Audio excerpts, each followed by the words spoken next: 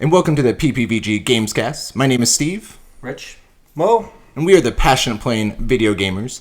In today's episode, we're going to ask the question, what type of gamer are we? We're also going to talk about the gameplay reveal of Sonic Forces on all three platforms.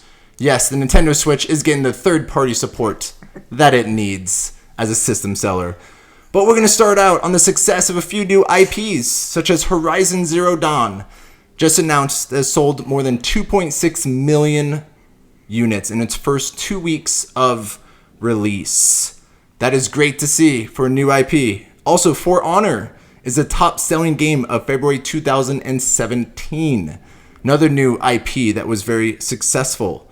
So based off of those numbers, what do you think so far? The new IPs, For Honor and Horizon Zero Dawn being successful. Mo, I know you picked up For Honor. Yeah, it's interesting. I actually didn't. I thought there was going to be. I'm going to be honest. I thought there was going to be a few flaws with For Honor. I thought people would actually. I don't think it was going to be that popular, to tell you the truth. I think with Ubisoft doing what they did with Siege and listening to the current fan base and everything, trying to fix any problems, glitches with extreme patching it constantly. I think there's a new patch just about every month just to fix any problems that people are actually any complaints or problems out there. I think that's really important. It shows that they're listening, that they care about their games and they care about their fan base. And For Honor is just going in the same direction. So when people take that in, it shows that they want to invest their money into a game where the developers actually do give a shit.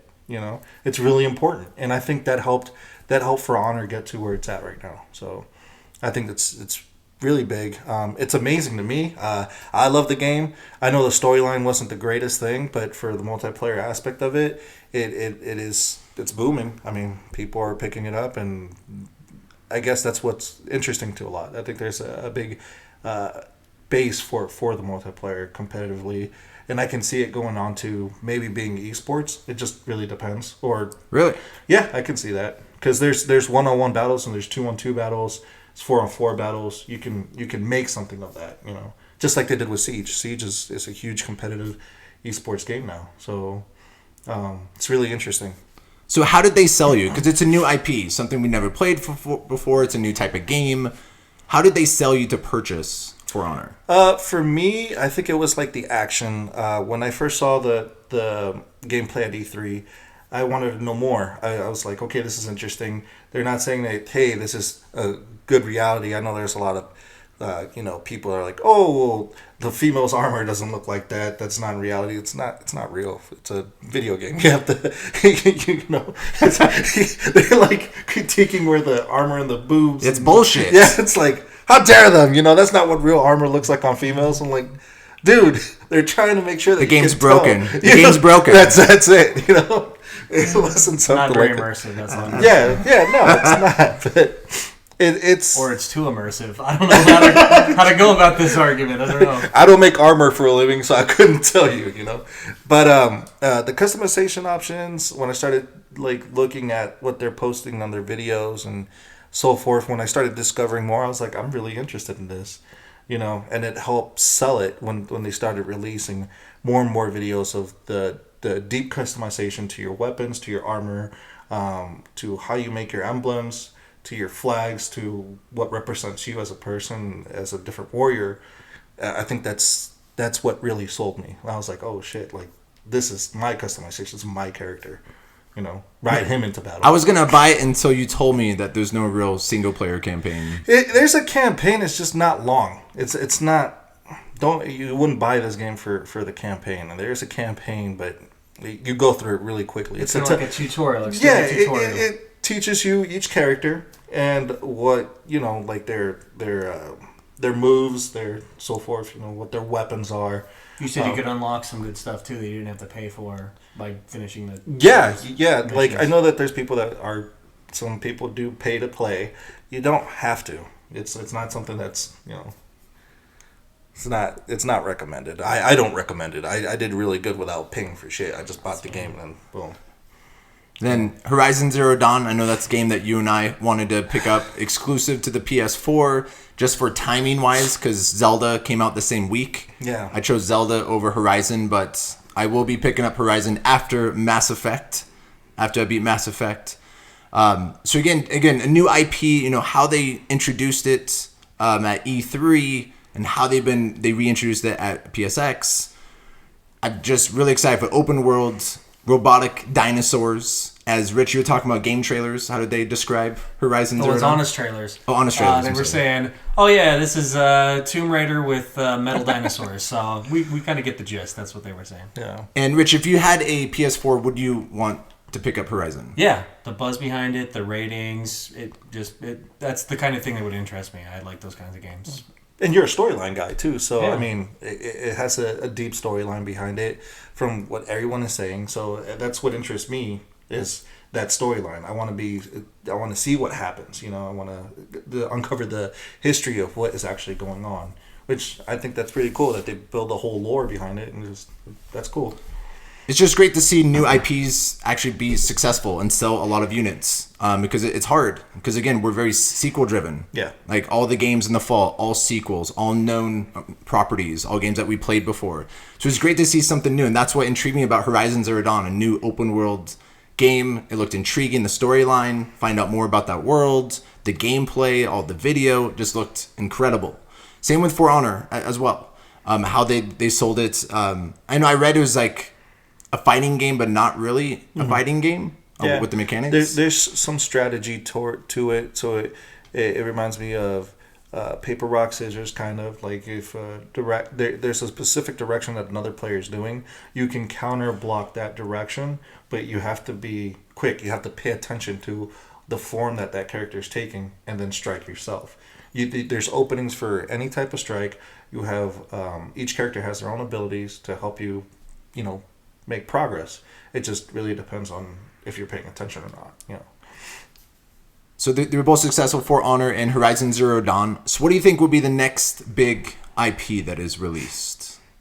What's the next big new game? That's a pretty good question. I know that we have what's called the zombie one with the bikers. The one Is that it Daybreak? Or now I can't remember. I know what you're talking about. Yeah, the one that they released on E3 and then thousands of It looked like World War Z. Yeah. Right? In the woods. Yeah. All those. But you're like the biker guy, and is it Days Gone? Or is that might be a Days Gone. Yeah. Yeah. Is that Daybreak. I don't know what the fuck I was talking about. Making your own IP. Yeah, You're exactly. making your own Daybreak. IP. Let's do it. I know that Death Stranding is also going to be a new IP, and it's supposedly open. 2020 for the PS7. Yeah, it's is when future. It's released. future. See what happens with that. No, But that's my head shake. No. yeah, well, I don't understand any of Kojima's ideas. I think something's lost in translation. There's Maybe not- between Japanese and English, and there's between his like- brain and his mouth. there's not a lot of news behind that. I mean, there's really nothing to showcase except for what he barely got the engine Fetuses? from. That's still not. That's always a headline grabber, apparently. A bunch of them. Swimming cracked baby dolls on the thing too. Like. Wow, crack baby dolls. And Rich, what do you think would be the next big IP? I don't know. I can't think of anything that's really standing out to me right now. But that's part of the fun is you don't really know sometimes because they're untested. Yeah, no, that is true. And that's sort of the reason, as in there isn't really been announced new IPs. Like, all the anticipated games for 2017 were all sequels. Yeah. Yeah, like God of War, but I know they're taking a new direction with that. I don't know if I would consider that a new IP because it's still continuing off. It's a reboot. I don't think it's a reboot. I think it's continuing off the story off of God of War 3. I know there's a lot of missing context there, and I hope they do explain something soon because, I mean, they've only left us with what we saw at E3. I know it's going to be some time for its release, but I hope they showcase something else. Maybe this E3 could be good timing. But, it was mostly sequels and prequels and whatever else. Well, that's part of it is they don't need to get the media behind it because that's what E3 will be for. That's when they get their notice. Yeah. So That's when I think some new IPs will be introduces during every E3. year. That's the time to do it. Get the attention because it's hard to sell an IP and for it to sell well. Yeah, I mean that's a big thing, for especially for what they did with Horizon. Yeah, it just when they showed it at E3, we were pretty amazed. We're like, wow, this is going from Killzone to this. That's a big jump. That's I think a huge step because you set yourself apart from first person going to third person and then story driven. Like I know Killzone has a story, but I mean it wasn't the focus. It was the mechanics. Yeah, so that's a pretty big step. The next big IP is ARMS on the Nintendo Switch. That will be the next big IP. I saw the video on that, and I was like, this looks... I don't want to say it, but it looks fun. To that I say, all I want is a sequel called Fingers, and I can't wait for that. It's releasing right now. I thought you were doing Fingers. No. Oh. No. You're not going to get any pleasure out of that. This game is story driven. Show me that finger again. I can sit on it. I might get some pleasure off that. This game called Fingers. Help, this game's called Fingers is story driven. The main character is Rich, and how he hates bullshit. Yep. Rich, maybe I can get an achievement unlocked for sitting on and spinning. And it's called Go Fuck Yourself. Rich must really need the money. Yeah. As in, last night, these two guys were making up achievement points. Well, I think that's a good idea. While for we're having the podcast, for life goals. We hit certain things. Like, I was affected by the Mass Effect with the Xbox outage today. So for once, Amazon delivered at 10:30. I had the whole day where I couldn't play, and I couldn't log in until about 4 p.m. I finally was able to get First online. world problems. And then, of course, once I get signed in, then I have to install everything, download the 2 gig patch, get the pre-release pack loaded, all that kind of stuff. So I didn't get to start playing until about 5:15. And then come over here to record this. And then the podcast. Yeah. It's a rough life. Just saying. No, but I was saying that my achievement was so close yet so far. We need a picture of Rich just doing this, and then the achievement unlocks us. Go fuck yourself. No, you know what? If I could get like a soundboard on my phone, and every time somebody says something stupid around me, I just go ding, ding, 20 points, ding. That's what we'll do while Mo and I we're playing ARMS, the next big IP. And Rich will be in the background with his fingers flipping us off. I'll be in the bathroom because I don't want to watch this garbage. Throwing up. The IP that I do want to be successful is Farpoint on the PSVR. It's a huge gamble, again, to see a Halo type style game on the PSVR. I want that 6-7 hour campaign. This is one that has the new accessory too, right? With the new accessory, with the new gun, comes out May 16th. On the PSVR, that's one I hope is successful because I love the VR. I want it to be as successful as it can be. And that's the next big game on it. Again, I want it to sell more units. I think that could be a system seller to sell more units of the VR with Farpoint. So hopefully they take their time and it's not rushed for that May release. But there aren't real big games. I know someone might say Sea of Thieves on Xbox One exclusive. It's a rare. Pirate game, nothing's been shown. They're just pirates for 15-minute demo at E3. So not much has been shown about Sea of Thieves. Only time will tell if we ever get a release date. We'll probably show more at E3. So what do you think is an IP that deserved a second chance? I think Zoe has something to say about this topic.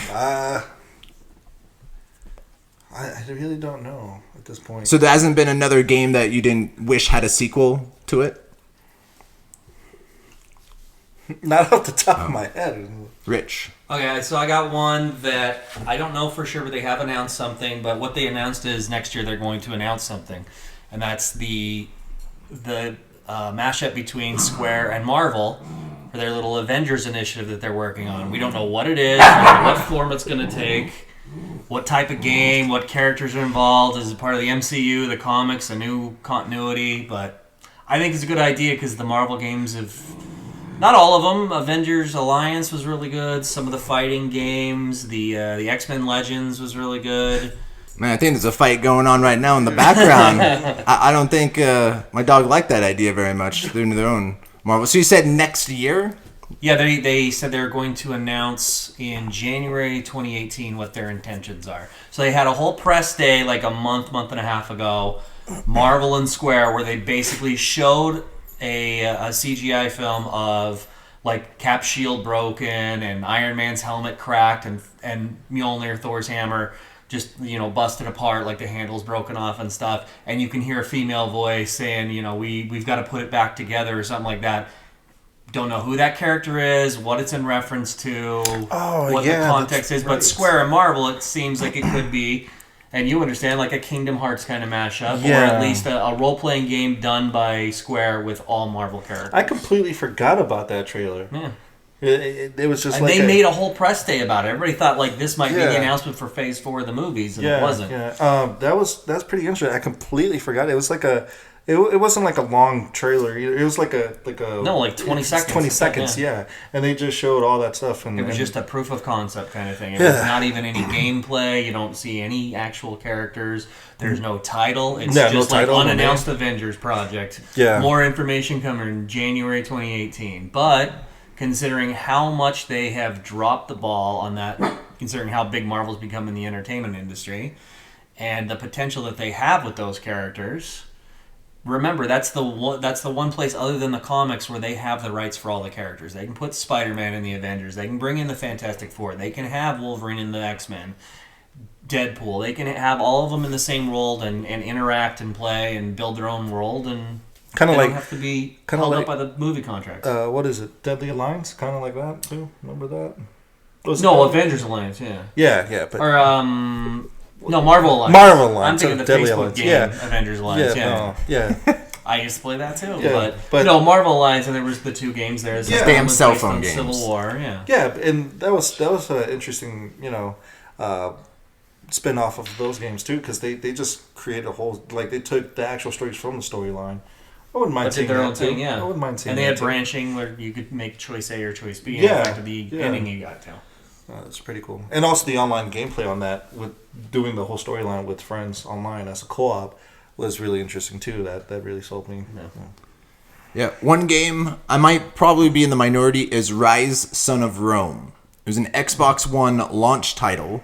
It wasn't innovative, it wasn't groundbreaking, but I enjoyed the game. It was probably one of the, at the time when it launched, was probably the best graphics I've ever seen in a video game with Rise. I know Mo and I got in a debate. He thought Killzone was the best looking game. Shadowfall was pretty. It was beautiful. Please. It was beautiful. Please. Did you even play it? Yeah. Bullshit. I have it. I beat it. Yeah. Oh, did you? Yeah. It was beautiful. Call me on my bullshit. It was gorgeous. It was gorgeous, but don't make him go in the room and get his trophies down off the It was no Rise, Son of Rome. It was set in Rome. It was a hack and slash. It was more on the combos. I really enjoyed the story. But again, I could see how someone would think it was repetitive. But I think there was a great foundation to build upon to make an amazing sequel out of it. Same thing, which I was comparing Assassin's Creed and Watch Dogs. Again, the first games overpromised and underdelivered. But then with that sequel, really fulfilled its promise. Assassin's Creed 2, Rich, is one of your favorites in the series? That whole Ezio trilogy that they did. They just kept improving the formula. The problem is after that, they kind of lost their way again, and that's why they keep doing new iterations and stuff. Which the only Assassin's Creed game I played was the first one. It's so busy in the fall after the first one, I need to get the series. I've heard nothing but great things. It's very repetitive, especially as you go towards the end. So I can see why I would get frustrated and quit too. And I beat it. I went through, and same with Watch Dogs. I really enjoyed the game, but again, those two games got the sales. How they marketed got the sales to give them a chance to do a sequel, which some new IPs don't have the luxury to get those sales. As in, all right, let's fulfill our promise, which Rise did not get those sales when it launched on Xbox One, but I hope, it showed a foundation. My second game goes way back to 2005, Jade Empire. Yeah. Jade Empire. Wow. I don't think it'll ever happen, though. Because they're too busy making other games. But did you ever play Jade Empire? Yeah, I love that game.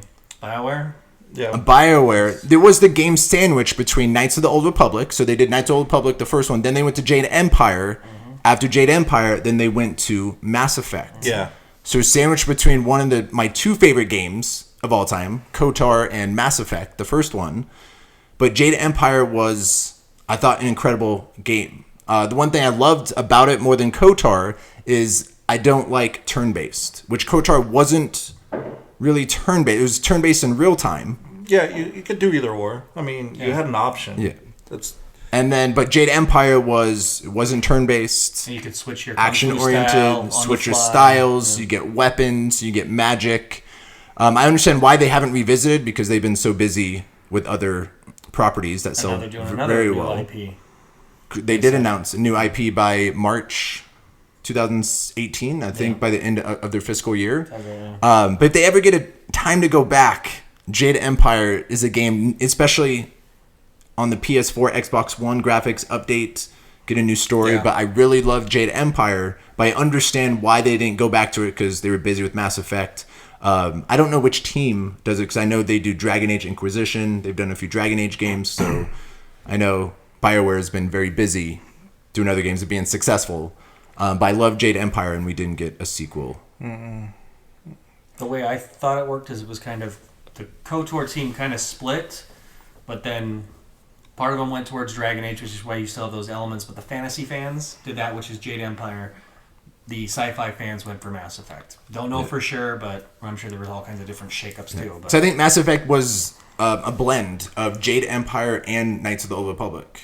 I can see blended those ideas, the sci-fi, the magic, the weapons, and even expanded upon those choices that they used in Knights of the Old Republic. Especially when you get to the second one. I think there's a lot more Jade Empire elements in that.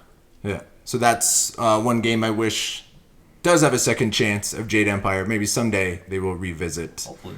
Yeah. And Mo, I gave you some time. Is there any other games that you wish had a sequel? Or all those games were shit and they deserve not every single one of them. I hate them all. Because you play 1,000 games a year. No, man, I'm told you. I'm waiting for Battletoads. Like that's they have to sell it. Technically, I need a good. Technically, he's ahead of the question on this. I want the fucking Battletoads. I don't care if it goes to Xbox. I want it. Well, it has to. Yeah, well, right with Rare. I want that game. I wouldn't mind seeing another reiteration and a good one of what's it called, Double Dragon. I did not like the Double Dragon 4 just came out last month. No.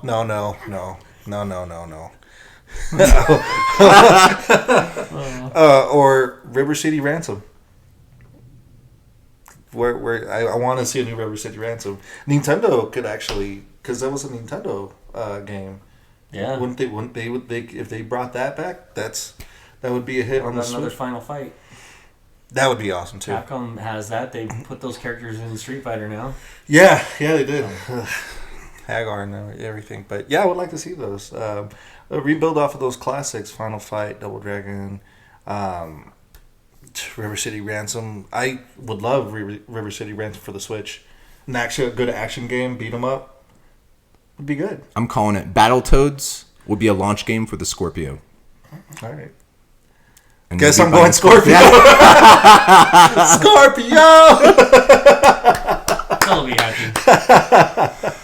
So those are our thoughts, but please let us know in the comments below what you think will be the next big IP and which IP do you wish received a sequel. So by popular demand and requested by Mo, he really wanted to get this out of his system and talk about the reveal of Sonic Forces. The gameplay reveal, about 40 seconds of a Sonic running through an apocalyptic city level. It is holiday 2017 for all three platforms. Last week, Rich said, what type of third-party report are we getting for a Nintendo Switch? Well, you're getting Sonic Forces. I know that's going to put you over the edge of wanting to purchase a Switch for Sonic Forces. Yes, you might say Sonic forces me to buy the Switch. And then you get that kind of reaction. And this is where the two fingers of Rich should be shown up. Right there, of how he feels. Achievement unlocked. Achievement unlocked. There you go. And Mo, what did you think of the gameplay reveal footage of Sonic Forces? I thought it was interesting. I think since I don't know if this is just a thing that Sega's doing, but since they showcased the Mario Odyssey, Was it Mario Odyssey for the Switch? For the Switch, Yeah, Mario Like a Odyssey. Yeah. realistic city, Yeah, then I think like they're trying to do something kind of similar, but not, because from what we saw in the gameplay, the whole city is just being destroyed by Dr. Robotnik's Eggman. Some people don't like that name. I like Dr. Robotnik. That's what I meant. But anyways, a whole bunch of huge ass robots destroying the city. I thought that looked pretty fucking cool. He's just in the middle of the city, just wiping out fucking buildings, and Sonic's just running like a bat out of hell, and he's just smashing. And they showed some of the powers where he was going through a few enemies, but then one thing I did not like was there was some slowdown issues, like not with the graphics. I'm talking about with the speed of how he's getting from one location to the other. The pacing was just, it felt kind of off for me, where he's in those 41 seconds, the pacing was already off. Yeah, like, well, he's going fast, and then all of a sudden he has to stop so he can go to like an upper level, and he had to hit like a few enemies with the power ups, and it just seems like, I don't know, I didn't like the stop there. There was like a minimal stop. I know that in previous like Sonic games, and I'm talking about the classics, not the reiterations and all these different games. Like the original trilogy on like Genesis? Sonic 1, Sonic 2. I know that in Sonic 2, they did the pacing just right, because there were some you'd have to do like some platform jumping, and you'd have to be careful of how fast Sonic goes, which was a smart idea, like the water stage. The blocks moving, you have to take your time if you speed through it. At the same time, you're being counted on, because if you go underwater, you drown. So Sonic can't swim. He can't. He uses bubbles to breathe. What a pussy. But it was good pacing on Sonic 2. Like, that game was made, like, I love Sonic 2. I played through it. Not 1 or 3. I like number 1, and I did like number 3 for the introduction of Knuckles. I think. Yeah, when you had to plug it into the bottom of the cartridge. Yeah, that was the Sonic and Knuckles game. I like Sonic and Knuckles too. That was a great game. Now I feel that they've done so much with so many different characters. I kind of lost track. I'm like, well, what happened to the original good storyline telling? Because you remember, like, the first Sonics, they were telling, okay, Sonic needs to go rescue all these animals from Dr. Robotnik. Simple story. Yeah. Keep it simple. Now they're doing like all this crazy shit, and I'm like, I don't know. Sonic's making out with princesses and all this shit, like, like, nice. It got fucking weird. You need to watch. Dorkly did a video in the last couple of weeks where Sonic goes up to one of those creatures that's put in the metal skeleton to work as a slave. Yeah. And he frees him, and the guy's like, "What are you doing? I'm trying to reconcile my wife and my son." And they show him, they're like, "You said you're a hero like the Iron Man. Where's this suit you were talking about, Daddy? Are you not a hero?" It was a funny little aside. But yeah, they went off the Richter with all these stories, and I'm like, what the fuck is Sonic Well, he's been too busy with Mario and the Winter Games. Yeah, God, it's just, I don't know where they're going with this, and I know they didn't. I haven't read anything on storyline on this new one, Sonic Forces. Is there a storyline? That's what I'm saying. Like, I know that I say that because that's insulting. I'm completely aware that the games and the comic books from Archie and all that kind of stuff, it got so convoluted with all these characters, and the guy that had been writing it for like 10 or 15 years, he actually is like in a legal dispute now with Archie over rights to certain things. So they basically, this last year, they did their own Crisis on Infinite Earths, where they tried to like merge all the worlds and things that belonged to him no, now it never happened. That was a different reality. Here's so they picked and choose what they wanted to keep, and they did that whole thing. That's part of the problem when you throw everything out there like that. How do you know what your focus is if you're just shotgunning all these ideas? No. I don't know. It got really weird with the stories, though. Like, super weird. And I lost interest. I was just like... Every game, there's another set of 5 new sidekicks that are just different characters, and this one has a jetpack, and that one has roller skates, and this one has wings for no reason. And like, I think they should have just left it where, you had Sonic, you had... Tails, Knuckles, then they started introducing, what was it, Amy, which was like the female version of Sonic, who has high heels. I'm impressed how much you know about Sonic. I just know. I had no idea. What was the big cat? Big E or whatever his name was? I was out by then. Yeah, I thought that was a good Sonic. That was the one from Dreamcast. And Sonic Adventure? They fucked it up by all the slow pacing between Amy and the huge fucking character cat. I can't remember. And I think it's called Big Cat or whatever his name is. But It's a good name. Yeah, they were Better than fucking Big slow. Yeah, Big Pussy. Sonic turns to the Sopranos. It means the same thing. Gotta run in that pussy. But yeah, I mean, I like Sonic Adventure. There was on the Dreamcast. That was one of my first Dreamcast games. I did not like the introduction to Amy and Big Cat because that's where the pacing went wrong for that game. I didn't enjoy it once I got to those characters because they make you switch characters to play those. Did you have a Dreamcast? I did. Yeah, there was. I bought it. I'm learning a lot about you in the last 7 minutes. I bought it day one. Yeah, day one. Wow. It was Sonic Adventures and Soul Calibur 2. And then Power Stone. Were the games that I ended up getting for like day one release, I think. So, but yeah, I don't know where they're going with the whole storyline with this game. Like it just, I don't want to see Sonic making out with princesses. That's like my big gripe. Like I was just weird. That'd be nice. Steve would love it. Yes. I'll come over. I'll watch it. I'll grab my popcorn and soda pop. You can watch it on YouTube. Watch you play on the Nintendo Switch. I'll watch you play it on the Switch. Oh yeah. We'll play it together as well. Okay. Rich, were you bought in with the gameplay reveal for Sonic Forces? Absolutely not. No. It looks like it's a cell phone runner game where you're on rails and it's just jump over things or attack the enemy. Yeah. But you're constantly moving forward. There's not really much other than like Mo was saying where you're jumping up a level or whatever. Yeah. There's no control. There's no puzzle with any of that kind of stuff like he was saying of navigating that water world was back and forth, but you're also moving up and down at the same time to stay above the water line. Yeah. That kind of stuff's not in there. It's just get to the end of it, and if you get here, you get like a special gem or a bunch of rings or something. It seems like a waste. It did remind me of those cell phone like running games where you just kind of remember the either move to the left, move to the right, jump when you need to push the button, and it just I'm like. Then it shouldn't be if they're going to release this game, then it shouldn't be a $60 price tag if there's no real incentive and make it actual like a true game. If it's just straight up just what running. if you can run with all those different characters? But we still have a lot of time for them to show like E3. They'll be able to show some more. This was just gameplay and see what other types of levels there are. I'd like to see, but I've never been a Sonic fan. I was actually impressed how hard it was. The first game I downloaded on the Virtual Console on the Wii. And that game's fucking hard. Yeah. The first game. Yeah. And then I played Sonic Adventure. I borrowed the Dreamcast from a friend for like a week and played Sonic Adventure. That's about all of the Sonic that I played.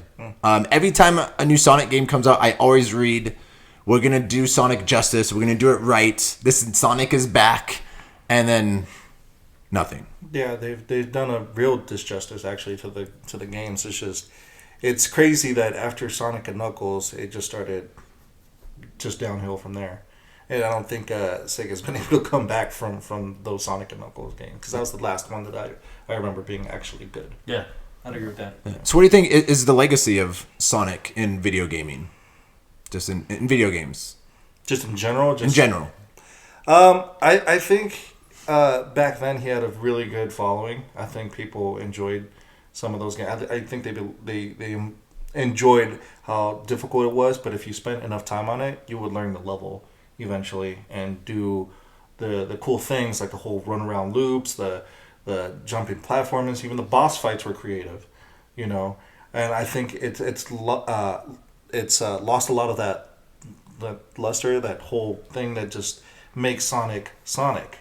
So now I think that it's just. They need to go back to what they were doing originally. I don't like all this convoluted stuff, and I think he left kind of a like his name where people talk Sonic and now they think it's going to be a shitty game. No, correct. Every time you hear Sonic, another one. It makes money. Did you ever play Sonic 4? So they released 2 episodes. Episode 1 in 2010, episode 2 in 2012, where it was back to Sonic 1, 2, and 3 with that look. And that was back in the nostalgic time where everyone wanted to go back. I know Mega Man 9 and 10 they redid that to make it look like it was Yeah. 8-bit and Sonic the 16-bit. Did you ever play those? No, I heard about it, and then like I heard nothing else. Like I just lost track of it, and I think they just stopped from episode 2. It was just Yeah, they were supposed to do more, I think. Yeah. It was supposed to I be got like the a first 6 one, I episode. played like a couple levels, and I was like, there's nothing here. Like, it didn't have any heart to it.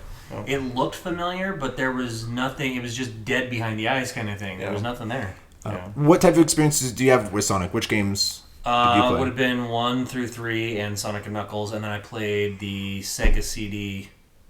Oh. Yeah. Oh When it man. came out on that. Yeah, I played That that at a first friend's house. That's Yeah, that's as far as it went, because that one was, I don't know if you guys remember, that was a screwy it's friggin' bad, game, like really bad. Yeah, that's kind of what killed me was the Sega CD one. But if you ask me what I think of with Sonic is, it was a fun game. It was inventive at the time, but it was mastery of marketing. That whole thing with blast processing, we all bought into that as teenagers or kids, growing up with that and thinking that's why he's cooler than Mario. That's why we became Genesis followers instead of Super Nintendo kids. I've been Super Nintendo. Exactly. You didn't buy into it. That's fine. You didn't fall for the marketing. That's a good thing. I usually applaud that. But I'll go back to what I think was effective, and that's an argument we brought up before, is I think that what Sega did, realizing that it was no longer a system seller, but it still could make them money as a software developer, that's where I think Nintendo could really make huge innovations in the market. Instead of giving me a gimmicky controller and another $300 price point on some more plastic crap that you're going to give me false scarcity, put out a title that really uses your IPs, because they got some of the best intellectual property out there. They have some of the best game design. They have a vast library. They really care about archiving their first-party stuff and making it available. That's all stuff that's deeply important to me, but they've pissed me off with trying to get $300 out of me every 2 years and buy these little amiibos and stuff that I don't want to be any part of it. So that's why I give you such shit. It's a nice system, but to me, I'm not the market for that. They're looking for 10-year-olds. I'm not going to be riding the school bus and need someone to occupy me for 30 minutes. So guess what I'm going to do? I'm going to try to find ways to fit in an extra 20 minutes of Mass Effect between my schedule. That was smooth, bringing back the Nintendo Switch from last week's conversation. And I'm not marketing, that's what I said. It all wraps together. I would never buy an amiibo either. Like that's just not for me. I'm good. And they make and those things are like pricey. They just add up in price. And just they put out stupid stuff. I used to be a collector of figures and stuff like that. They do stuff where, this one's the alternate version, and he's got a different paint scheme, and those are artificially scarce, and you're just creating a black market for stuff. And if your whole point is to sell to 10-year-olds, I don't think that's the right message. And I know you can make money, but it's not like these things. There's a huge cost of manufacturing them, and if you order them from an import shop, you get the same exact thing. It works on the U.S. systems, and you pay the actual cost that's printed on the cardboard, as opposed to the 5 times markup from going to eBay and buying a whole set of them or something. It's ridiculous. They're creating this, and it doesn't help the company when I pay 5 times as much for that weird alternate crystalline version of some guy from a Fire Emblem game I never heard of. It doesn't matter. Go for what your people want. We want to buy your stuff. Make it accessible. Imagine going to pizza and they said, we don't have pizza today. So basically, fuck Sonic. Because now we're just talking about Switch. So that's how you transition from Sonic Forces to Amiibos.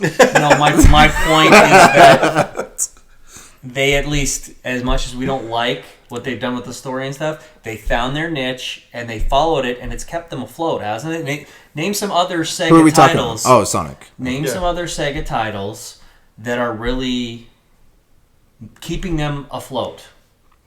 And that is the one thing. And they did give us the big Mario Sonic crossover, maybe not the way we wanted, but that was a huge seller. That Olympic game, that was huge. Yeah. And that's effective. That's what I'm talking about, is you can do that stuff, and if you do it in the right ways, in the right time, and you know your market, and then you play to it, it's effective. When you keep doing this, let's see what happens, you waste your funds. When you only go towards a small market and you try to wrangle every last cent out of them, you eventually force them out because they run out of money or they run out of patience.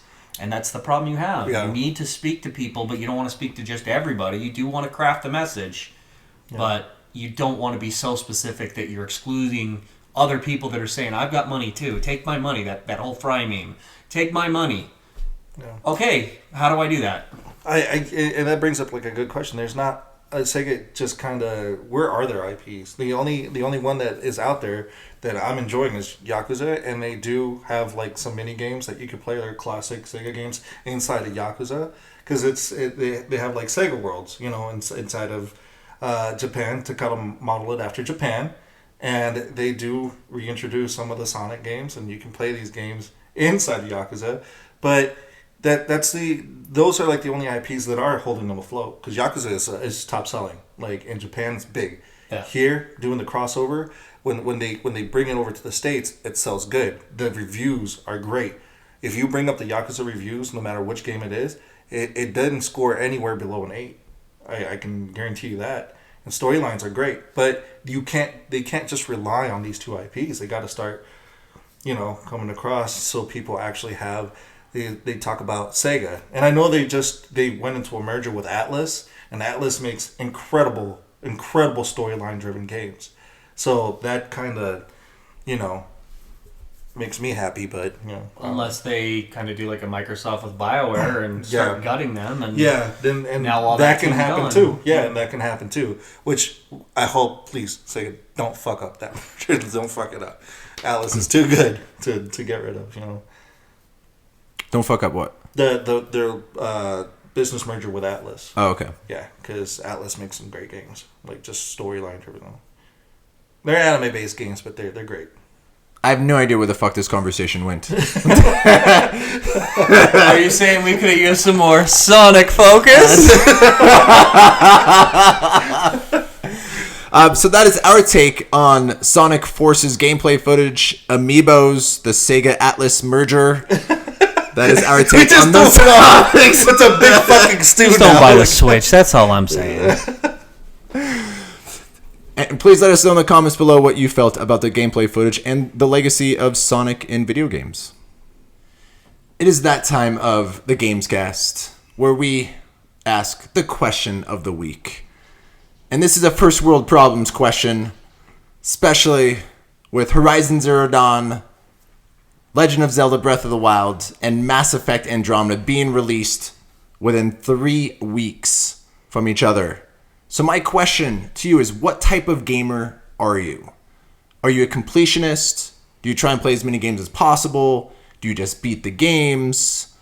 What type of gamer are you? And Mo, we got a hint a little bit, as in you try to play as many games. How do you balance all those games, and do you beat any of those games?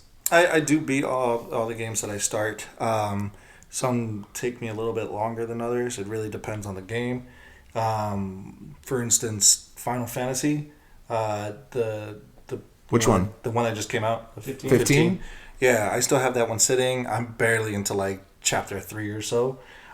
Just because of the release of Battlefield and all the stuff that came out.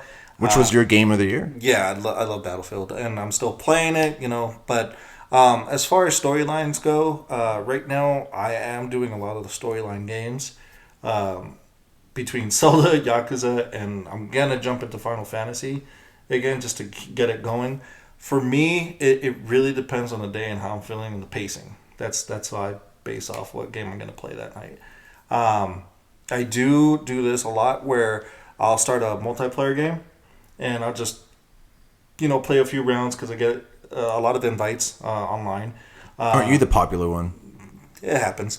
So no, it doesn't. And depending on how many invites, and if I get tired and I'm just like, all right, time to slow it down, I'll jump into a single player game. So I play a little bit multiplayer, and then I jump into single player. I give about, depending on how much fun I'm having on multiplayer games with whatever squad I got going. If I have a good squad and I'm doing ranked, then it's going to take me a few hours. So I'll give it about maybe 2 to 3 hours for multiplayer, and eventually I'll get tired. And I know that I get tired because I'll start losing. Then I'll jump into a single player, into like a storyline driven game, so I can slow down the pace. How did you balance Titanfall 2 and Battlefield 1? That was tough. That was really tough. I actually finished Battlefield 1 storyline, and then I ended up picking up Titanfall 2 because it just went on sale. Unfortunately, I know Very why. quickly. Unfortunately, I know why it went It on went sale. from like 60 to 40 in a few weeks. I just binged the hell out of Titanfall 2 after finishing Battlefield 1 storyline. And then I started playing both multiplayers. And then I know that the multiplayer on Titanfall 2 is faster paced. It's just fast. Everything's fast. So I would actually jump into Battlefield 1 multiplayer because it's a little bit Slower. Yeah, it's strategic. So that was the big opposite. So which year do you think you'll beat Legend of Zelda Breath of the Wild? 2018? It's this year because I'm still 2019? playing it. I still give it like a good 2 to 3 hours. Some days that's all I play. So it really depends. And Final Fantasy 15, beat it That's before gonna Final take me- Fantasy 16? That's going to take me forever, I think. That game's going to take me a while. Well, you'll have time. A new one comes out every 5 years. Yeah, So. it's true. So 3 years when of I get there- delays. When and I get there. It's I started Final Fantasy 15 and then I didn't know that it was going to have so many side quests. I was not expecting that. And then it did the same thing that Skyrim did to me, where I started doing all the goddamn side quests and just never got to the main storyline. And you're a PlayStation player. Do you care about trophies? Do you play games and try to get them on purpose and know what type of trophies there are? You know what? For me, it depends on the game. Because, like, Yakuza, I guarantee I'm going to 100% the whole thing, get every trophy. Just because I know they give you different stats. They give you... it helps to improve your gameplay so you don't get killed as fast. And, you get one-ups on some of the mini-games that help you get trophies. It helps some of the side quests as well. It continues some of the stories. So I will be 100% in that game. But games like that, they're story-based driven that I do kind of have a history with. Because I've played every single one. Then yeah, I'm going to 100%. Especially because I 100%ed each one of those games. So Impressive. Is there 5 of them? they released number 6 in Japan and it hasn't made its crossover over here yet. So this is considered like the prequel to all of them. So this would be the 6th game here in the States. There was a one-off where they did some sort of crossover with zombies, but it just wasn't for me. It wasn't like original Yakuza, Yeah. Because I have no idea how you do it and balance all those games. But again, it's based off the mood. Yeah, You know what the mood mood. you're in when you're on your way home from work. What game do you Pretty feel like much, playing. yeah. And if I've had a bad day at work, then yes, I will be killing people online and then teabagging them and whatever the fuck else I want to do. Head shake. Yeah, You're but talking about? now I went from the teabag to the head shake where they do the kill cam and I just do the shouldn't have tried it. Like it's an asshole move, but it's You asshole. I don't know. Everybody teabags, so I started doing my own thing. And Rich, what type of gamer are you? Are you a completionist? Are you like Mo, play as many games as possible? Depends on my mood. Kind of like Mo. I like to complete things, but if there's a storyline reason, like Mo was saying, in the early Assassin's Creed games, if you'd collect all the feathers and stuff, you get special weapons or moves, different advantages. If it's just to collect things, to collect them, I don't like that. I get frustrated with that. What's an example of that? Do you have an example? What type of game? In the 3rd Assassin's Creed, because you're on the pirate ship, you could go out and you would collect sea shanties, and you have your crew on the ship, and as you collected new ones, they would randomly play. So the more you would go out and collect, the more variety in that. But it didn't do anything for the game other than maybe break up all your voyages on the sea. So I didn't get all of those. But I know for Batman, like the Riddler trophies, those something that you Yeah, collected. so you get extra footage, like an extended cut of the final cutscene, which is the end of the series. So it gives you a little bit more information, teasing potential for some furtherance of the story. So you want to collect everything so that you have not just that encounter with the Riddler when you finally catch him, but you have the expanded ending. So it's the director's cut. So how do you decide how to balance your games? I usually, because again, I'm story based, so it's one of those. If I'm halfway through a murder mystery, I wouldn't be able to finish. I have to go all the way to the end, even if it's a bad one. A lot of times, I still just want to realize, okay, the butler did do it, just like I thought the whole time. Let's get there. So I go through that. But if it's very frustrating, like Batman, I cared enough that I actually downloaded that extended ending on YouTube so I could watch it. I knew where the story was going. But I have 3 trophies that I just, for whatever reason, I just don't have the skill to get them, or I haven't figured out what the trick is. And those are ones where I didn't download videos to try to figure it out. So, because I know, like in Halo, I know you've been a huge Halo fan. You collected all the skulls. in the first one, most of them in the second one, but then I don't play multiplayer. So by then I didn't, because they give you an advantage. They give you different either advantages or disadvantages that improve your score or make it harder for you to complete, which will up your score there, or sometimes they'll make it easier or just fun. Like there was one, if you do a headshot on a grunt, you get fireworks kind of pop off. That was a funny little thing that you could add to the game. So. And what percentage were you in the original Watch Dogs? Do you know? Because I know you're doing side missions. I did most everything, but I didn't finish all the smash and grab contracts. Slacker. No, where you had to remember how you had to like capture the car, and then Yeah. some of them you could kill the guy, and other ones you had to knock him out. But you're in the middle of a firefight with 6 cars filled with enforcers. No, I just decided once I collected the weapons and stuff that you get from moving up that ranking, but I didn't get the achievement for the full. I didn't finish the whole tree there. So. And are you able to play multiple games all at once? Is that something? Because I know you don't open your games. I know I mentioned before, maybe in the last episode. I open my game. That's what you think is that I don't. They're all packaged. Games. They're not. They're still wrapping. They are absolutely not. That's not a thing. They still have the $59.99 price tag on in the cellophane, and no, that's not true at all.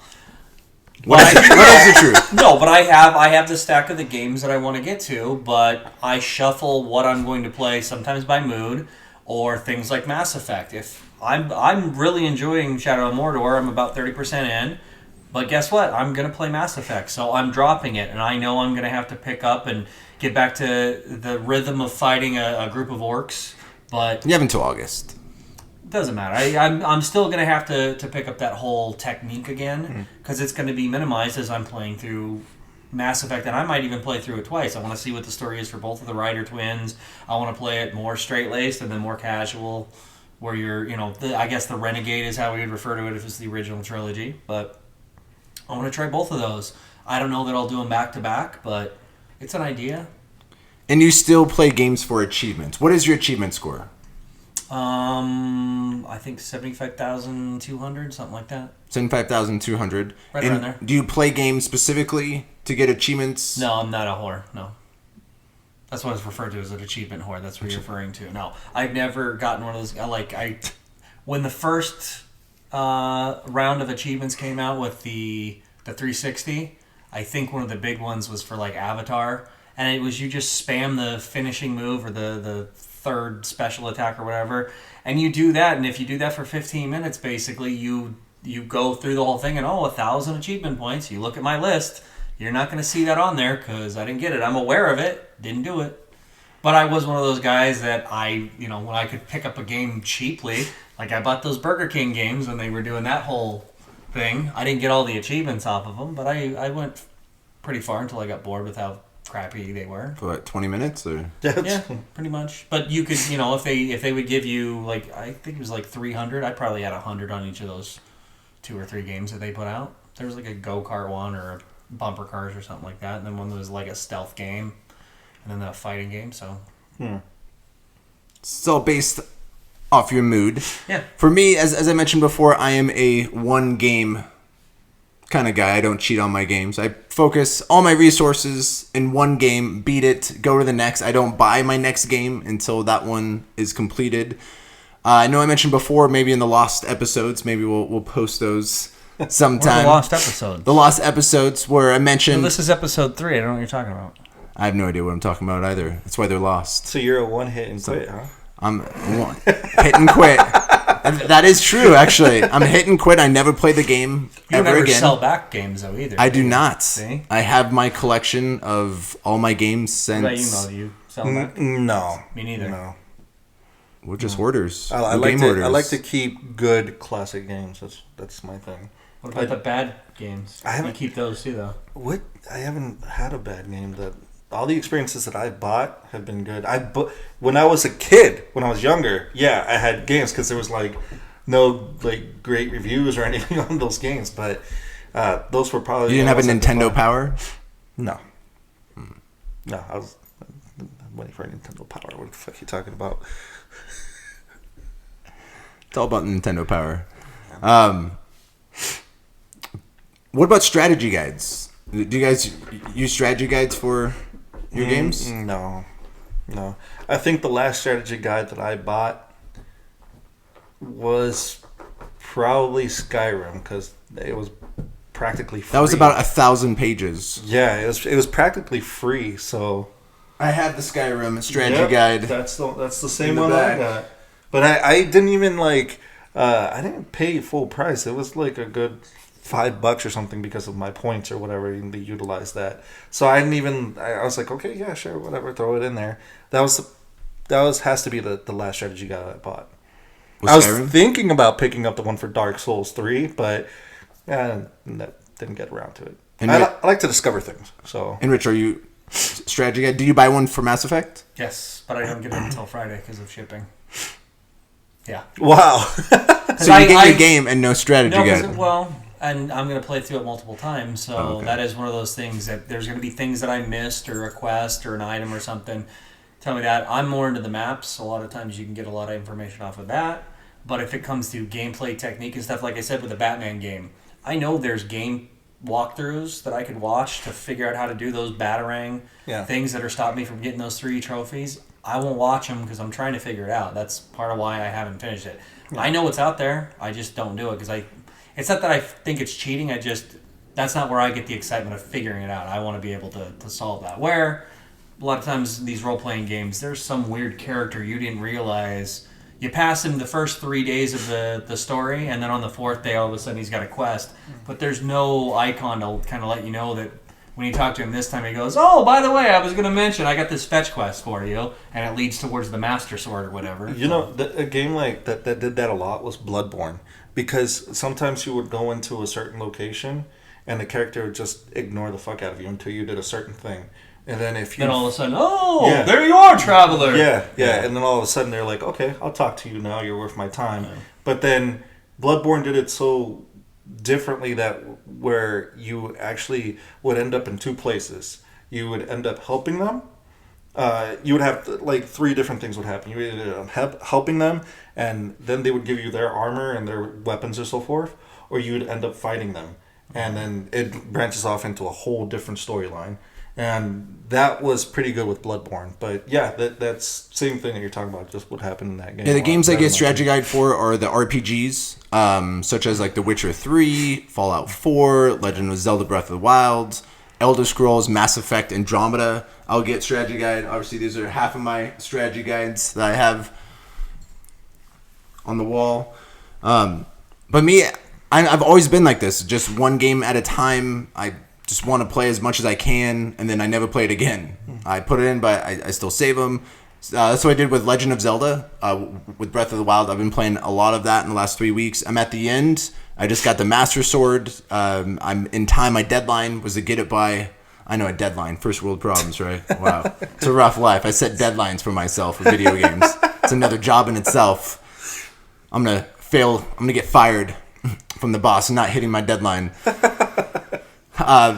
So I can play Mass Effect this week, but depending on how far I got, I might have bought Mass Effect anyways, because again, it's one of my top 3 franchises of all time that I love. Same thing there's always one game every fall that I do buy that I don't beat until the following summer. Because there's always the holiday times, I get busy. Last fall was Watch Dogs 2. Again, I bought it day 1 launch, played it one night for 2 hours, and then I didn't get back to it again. But my intentions will be to beat it this summer. The fall before was Fallout 4. I beat, and again didn't have time. I beat it then the following summer. The game before was Dragon Age Inquisition. That was a long game though. That's a long game. Yeah, same with Fallout. Yeah, those are long games. Yeah. Again, Dragon Age took me 70 hours. I played 12 hours, and I got that launch day, that holiday, and I didn't play it for about 8 months, and then I play it over the summer. But other than that, I always play a game, I beat it, I go to the next one. And completionist, I think as I got older, I started not to care as much about completing the game. I didn't have enough time as I did when I was younger. Yeah. Such as Legend of Zelda. I've beaten every single console game except Majora's Mask. I've never played, but I've gotten every single heart container in every single Zelda game. So I was full, got all the heart containers. Mass Effect, I did all the side quests. Once the games got large, like Elder Scrolls, Oblivion, and Skyrim, it's hard to 100% that. There's so many side quests. So I always do the main story and then the secondary quests, like all the the guilds. All the 4 guilds. Yeah. I always go through the guilds, do secondary quests through the towns, but then that's it. Same with The Witcher 3. Do the main quest, do the side quests. The last game I really 100%ed was Shadow of Mordor. Got 100%. Again, that was 35 hours. Watch Dogs. And Legend of Zelda Breath of the Wild. I'm about ready to beat the game, and I've done 32 shrines out of 120. So I have a lot of work to do, and my intention is to complete all 120 of them. Because, again, I want to keep and get every single heart and stamina to increase. But for some reason, since I was young, I've always just focused one game, beat it, go to the next one, play as much as possible, which kind of sucks because, again, those great games, for me to go back to, which I'll probably go back to Breath of the Wild. I'm picking up Mass Effect Andromeda, play that, and then go back to Zelda, complete all the other shrines. Yeah. So with the gaming, how has your gaming changed, like within the last 5 years? Has it stayed the same, being a gamer? It actually changed for me. I didn't used to play this many games. Like, I was that person that would do the one and stop. But then, So you went from hit it to quit it to... Just all out. Doors open, all out? It was all out warfare for me. But, yeah, that did change. I did notice that. That I would pick up certain games and then... I would just be in the middle of one and then jump into the other one and go in the middle of that one. It's surprising to me because the question you asked earlier about the Battlefield and Titanfall, like Titanfall's storyline was not, it wasn't that large. It wasn't long. I think I finished it under the minimum, which was like what 8 hours maybe. Around there. Yeah, around 8 hours. So I beat the campaign in like maybe two days. I want to say 2 days. It took me. I played the full 4 hours because I was so captivated by it. And Mo, with Battlefield 1, I actually loved the story in Battlefield 1, but I loved the gameplay in Titanfall 2. Yeah. It was that was similar to me for me too. Like Battlefield 1 story was so captivating. It was almost like, I don't know, you want to say cinematographic in a way. It had like a good movie feel to it a little bit. I can see that. Going from storyline to storyline. And Titanfall 2's story was just, it was cool. It was cool what they did. So I don't want to spoil a lot of things. So I don't know if anybody's going to pick it up in the future. I don't know. But, especially because he gets on the Titan, right? Well, of course. Spoiler alert. Does he get knocked over? Sure, why not? Because that would explain why it's a Titanfall. Aww. That's the story to Titanfall 3. He falls over. That's Just it. wrote that. Yeah. Trademarked, copywritten. The final fall. Titanfall 3. The final fall. Somebody comes in. Bitch, you tripping. And Rich, how has your gaming habits changed? I got a lot less time, so it's hard to sit down because I was a guy that if I was playing, I'd do a good 3-4 hour session. Now it's, try to find 20 minutes here and there. So that's really tough with story-driven. And is that why you've transitioned to cell phone, like playing your Star Wars game? That's part of it, yeah. It's very quick. Because if I get interrupted with a phone call and stuff like that, I don't feel like I'm missing out on anything. Because those are, a lot of times they're just gameplay. There's not story involved. So I don't feel like I missed anything if I have to shift into something else. All of a sudden I'm putting out some kind of fire or I'm answering a request or something. I don't feel like I had to take myself out of one kind of reality and go to the other, where if I'm in the middle of Mass Effect, someone calls me with some horror story about what's going on, then I can't separate the two. Don't easily answer the and phone. Get back to it. Mass Effect. I don't have that option, but yeah. So that's a little bit about what type of gamers we are. Please let us know in the comments if you're a completionist, if you're a game whore, or if you're a hit it and quit it kind of gamer. We are at the end of our Gamescast. And this is where we go balls deep.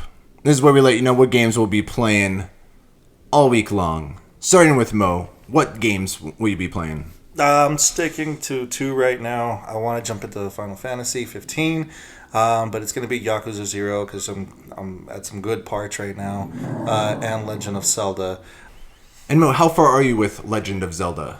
I beat a few of the shrines. I'm going around doing the shrines right now. I did reach, I want to say either it's not the second, I think it's a third village, I think. But I'm just running around doing shrines, because I wanna improve stamina and health and all that. So you're not going after the beasts? You're not yet. Going with the storyline? Not yet. I'm afraid to. I feel like I'm gonna get killed really fast. So. Those puzzles are very creative and very challenging. Yeah, they're in those beasts. Completely different, but I'm interested to see the huge beast. I haven't gotten that far yet, but yeah, right now I think my main focus is just trying to get Link stronger because I feel like I still don't stand a chance. And I went against some of the big, huge monsters and I one hit death, like nothing. Yeah, so, I just ran past all the mini bosses. Yeah, the mini bosses, but I don't want to do that. I want to fight them because I heard they have each boss is different. Like each mini boss has some sort of weakness. You have to find it, and they change the way that they attack you once you get their midpoint in health. So it reminds me a little bit of like Dark Souls, like how their bosses would change their strategy and how they would attack. So. How's your left Joy-Con? Is it desyncing? No, mine is great. It's perfect. Son of a bitch. God damn it. Last night... My Xbox controller never has that problem. Just saying. Yeah. Last night, again, playing Legend of Zelda, desynced about 4 times within about 3 hours. And finally, the boss fucking hit me while I was desyncing because it takes about 1 or 2 second delay for the game to actually pause. It's starting to get on my nerves a little bit. Just a little bit. Tell them about the ice pillar, the ice column. Oh, yes. So, in one of the shrines, you have a tool that you can make an ice pillar out of water. So, I'm trying to climb up the pillar, but my Joy-Con is a delay. So, when I'm pushing up on the Joy-Con, I let go, but there's a delay, so he keeps running forward, and he runs past the pillar when he climbs up to the very top. It took me about 5 tries to do something so simple because I've had a delay where I stop the joystick but he keeps moving for 1 or 2 seconds. I know I talked about it before about me falling off cliffs for the same issue where Sarah just like, what the fuck are you doing? Keep falling off. I'm like, it's not me. But here again with the ice pillar. Oh, you got back on camera. There you go. There you go. He's calling you a special boy. Yeah, he's calling me a special boy. Where it got really annoying. And now, since I played Zelda for, I don't know, over 30 hours, it's starting to test my patience now with that left Joy-Con. Again, I don't mind the desyncing. That hasn't been a big issue. It's the Joy-Con having a delay of him. And Zelda, some sections need to be precise. And I'm running around in circles, running back and forth because he doesn't stop. But I'm able to make it through. So I played a lot of Legend of Zelda this week. I'm at the end. I got my Master Sword. I'm going to kill Ganon. After Ganon, then Mass Effect Andromeda. Put a lot of hours. That'll be in the next game for the next few weeks. Will be Mass Effect. And then go back to Legend of Zelda and complete the shrines and any side quests that I miss. Are you going to be playing Mass Effect this week?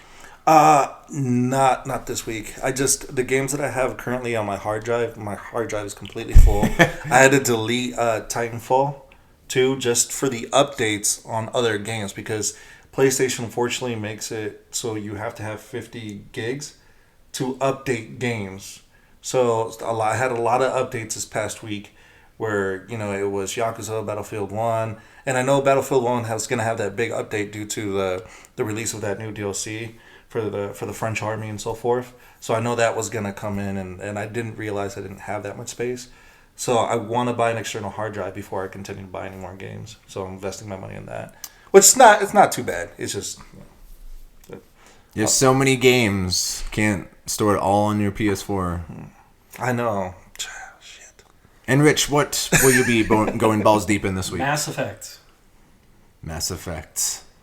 I know you talked earlier already about you actually receiving the game early in the mail but could not play it. So Mass Effect, that's what I'll be playing, Mass Effect as well. So next week we will give our hands-on impressions of Mass Effect and how we feel. Again, this is one of our favorite game franchises. Rich and I, we both loved the first 3, and we'll see how the ending is for Andromeda, if it's going to be as controversial as a third one, or how they handle the ending, or if they even set it up for a trilogy. Have they even discussed I haven't read that, the or is this spoilers, just a but standalone? I got some ideas what they could do if they want to connect, if they want to do separate things, but I think they're going to play it safe because they screwed up so badly the last time.